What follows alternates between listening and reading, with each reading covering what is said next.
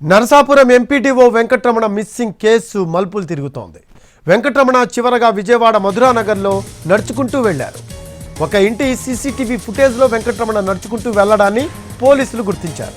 వెంకటరమణను cyber నేరగాళ్లు blackmail చేసి బెదిరిస్తున్నారు అనే కోణంలోనూ పోలీసులు విచారణ చేపట్టారు. న్యూడ్ వీడియో కాల్స్ చేసి వాటిని అడ్డం పెట్టుకుని సైబర్ క్రిమినల్స్ డబ్బులు వసూలు చేశారనే ఆరోపణలు ఉన్నాయి. అంతేకాదు తాము పోలీసులమని అరెస్ట్ చేస్తామని కూడా బెదిరించినట్లు తెలుస్తోంది. దీంతో భిన్న కోణాల్లో విచారణ చేపట్టారు పోలీసులు. బీహార్, జార్ఖండ్ వంటి రాష్ట్రాలకు ఇప్పటికే పోలీస్ బృందాలు వెళ్లినట్టు సమాచారం. ఎంపీడీఓ వెంకటరమణ కోసం విజయవాడ, ఏలూరు కాల్వలో డ్రోన్లతోనూ గాలిస్తున్నారు.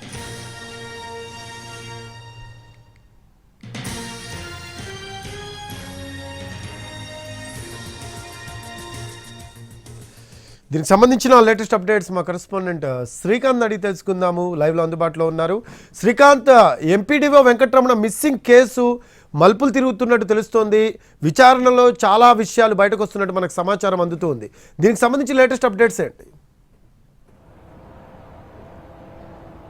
నర్సాపురం ఎంపీటీఓ వెంకటరమణ ఇవాళకి వారం రోజుల క్రితం అయితే ఇంటి నుంచి వెళ్ళి అదృశ్యమయ్యారు. ఆయన బోటింగ్ కాంట్రాక్టర్ డబ్బులు ఇవ్వలేదు కాబట్టి ఆ ఒత్తిడి కారణంగా అయితే సూసైడ్ చేసుకుంటున్నట్టుగా కుటుంబ సభ్యులకి వాట్సాప్ ద్వారా మెసేజ్ పంపారు. ఆ తర్వాత నుంచి ఆయన కనిపించకుండా పోయారు. ఆయన mobile signal tracks Vijayawada Eluru కాలువ దగ్గర కట్ అవడంతో పోలీసులు గత 5 రోజులుగా కూడా పూర్తి స్థాయిలో ఏలూరు కాలువను 20 కిలోమీటర్ల మేర ఎస్డీఆర్ఎఫ్, ఎన్డీఆర్ఎఫ్ బృందాలతో అయితే గాలింపు చర్యలు చేపట్టిన ఆయన ఆచూకీ ఇంతవరకు గుర్తించలేదు. అయితే ఆయన ఫోన్ కాల్ డేటాని, ఆర్థిక లావాదేవీలకు సంబంధించి బ్యాంక్ స్టేట్మెంట్ని పూర్తిగా పరిశీలించినటువంటి పోలీసులకి సైబర్ నేరగాళ్ళకి 3.5 లక్షలు ట్రాన్స్ఫర్ చేసినట్టుగా అయితే ఆ విచారణలో గుర్తించారు. దీంతో పాటుగా సైబర్ నేరగాళ్లే వెంకటరమణని బ్లాక్మెయిల్ చేస్తున్నారా అనే కోణంలో కూడా ప్రస్తుతం పోలీసులు విచారణ ప్రారంభించారు. ఇటీవల కాలంలో న్యూడ్ కాల్స్ చేసి వాటితో డబ్బులు వసూలు చేయడమే కాకుండా పోలీసులకి ఈ విషయం మీద ఫిర్యాదు అందింది. తాము కూడా పోలీసులమే అరెస్టు చేస్తామని కూడా బెదిరింపులు దిగిన ఘటనలు కూడా నమోదవుతున్న నేపథ్యంలో ఆ కోణంలో కూడా వెంకటరమణ కేసుకు సంబంధించి